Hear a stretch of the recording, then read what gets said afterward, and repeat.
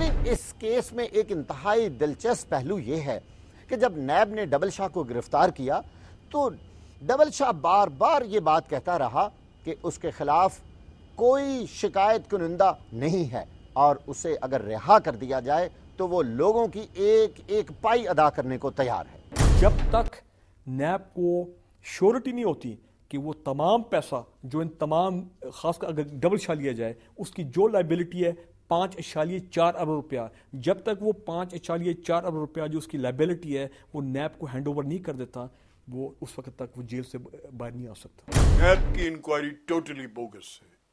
अगर इस मुकदमे की, इस मामले की सही इंक्वायरी होगी तो एक्यूज नंबर 1 जो है ये नैब होगा। नैब ने लोगों को मामूली सी रकम वो यानी बड़ी तशहीर के साथ देकर ये कहा कि हमने बड़ा कुछ किया है।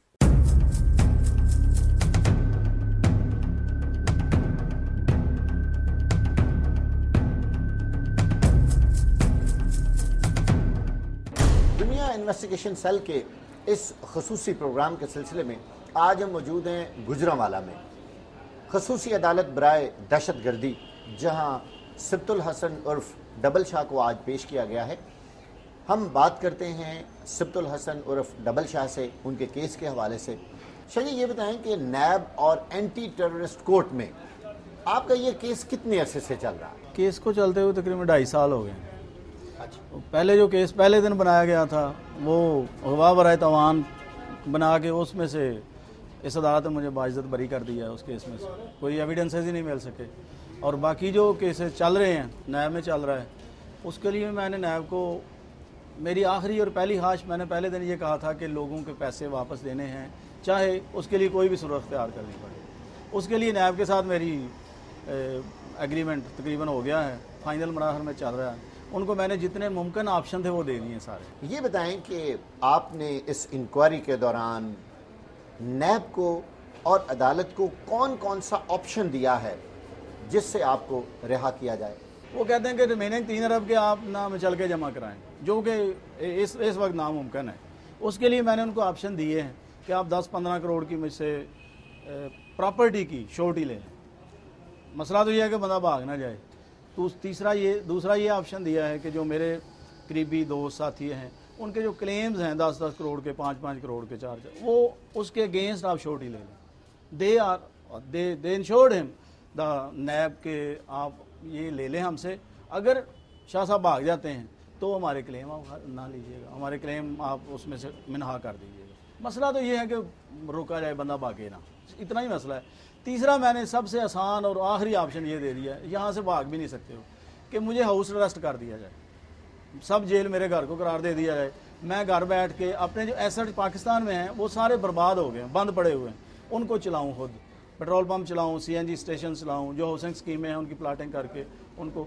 और मैंने इससे बड़ी ऑप्शन ये दे दी है कि जो मेरे एसेट्स बिकेंगे, जो सेल करूँगा, जो मैंने बिजनेस पॉइंट ऑफ व्यू से इन्वेस्टमेंट की हुई है, उसकी डायरेक्ट चेयरमैन नैब के नाम पे आर्डर बनते जाएंगे, ताकि कोई परेशानी इनको बने ही ना कोई पैसे लेकर को भाग रहा है। डायरेक्ट चेयरमैन नैब के नाम पे आर्डर बने और प्रॉपर्टी उस बंदे के नाम ट्रांसफ़र हो जाए जो लेना चाह रहा है या जो खरीदेगा। इससे ज़्यादा आसान ऑप्शन कोई दे ही नहीं सकता उन्हें। जैसे आप कह रहे हैं कि आप 15 दिन में तो नहीं, लेकिन 4 से 6 महीने में पैसे दुगने करके लोगों को देते रहे।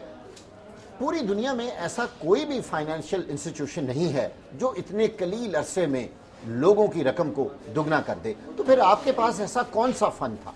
ये 15 दिन वाला तो वो उस दिन अगले दिन भी किसी प्रोग्राम में चल रहा था कि 15 दिन और या 20 दिन वाला। मैंने 70, 80, 90 दिन में कई लोगों को 4 महीने के बाद भी पैसे दिए, बाज़ दफ़ा शुरू में 6-6 महीने बाद भी पैसे दिए। हाँ जी, डबल करके दिए हैं। ये डबल का लफ्ज़ असल में इस तरह गलतो लाम हो गया हुआ है। तो बहरहाल टाइम पीरियड मेरा फिक्स नहीं था। सदी, एक अहम बात ये बताइए कि जो बिजनेस आप कर रहे थे इन सब लोगों की रकूम से, क्या वो लीगल था, जायज़ था? आपके पास इसकी कोई रजिस्ट्रेशन वगैरह थी? ये असल में किसी भी कारोबार करने के लिए फंड्स चाहिए होते हैं, फाइनेंस चाहिए होते हैं। बड़े लेवल के लोग ये करते हैं कि बैंकों से फाइनेंस ले लेते हैं और फिर कंपनियां डिफ़ॉल्ट करते करते वो बैंक पैसे कहते हैं जो कंपनी डिफ़ॉल्ट कर गई। मेरे केस में ये है कि मेरी फाइनेंसेस आम लोगों से आई है, ऐसे लोगों से आई है जिनके पास लाख 2 लाख रुपए ऐसे पड़ा था जो किसी बड़े कारोबार में वो लगा नहीं सकते, डूबने का खतरा होता है। तो मेरे ऊपर ट्रस्ट करके मेरी पिछली साख्त को देखते हुए उन्होंने मेरे साथ इन्वेस्टमेंट लोगों ने की हुई है। और ये दुनिया का वाहद एक ऐसा मेरे साथ ट्रस्ट है लोगों का कि 2-2.5 साल गुजरने के बावजूद लोग घर में आराम से बैठे हुए हैं कि जब भी वो आएंगे हमें पैसे ज़रूर मिलेंगे और ज़रूर देंगे। शाह जी ये बताएं कि आखिर वो कौन सा ख़ास फार्मूला है जिससे इतने कलील अरसे में आप लोगों की रकम को डबल कर देते हैं?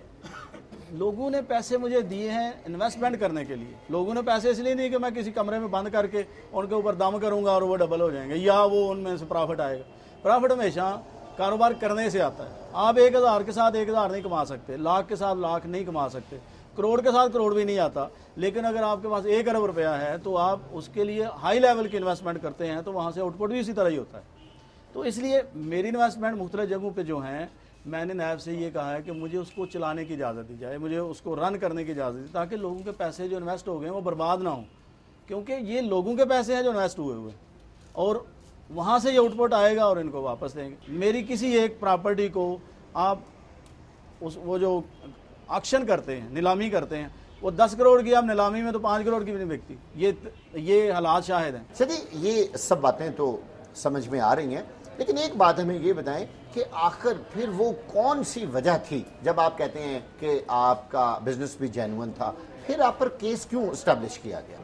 यही तो असल में वो था मसला जो शुरू में मैंने कहा कि कोई क्लेमेट तो इनके पास था नहीं, किसी के पास एक बंदा भी।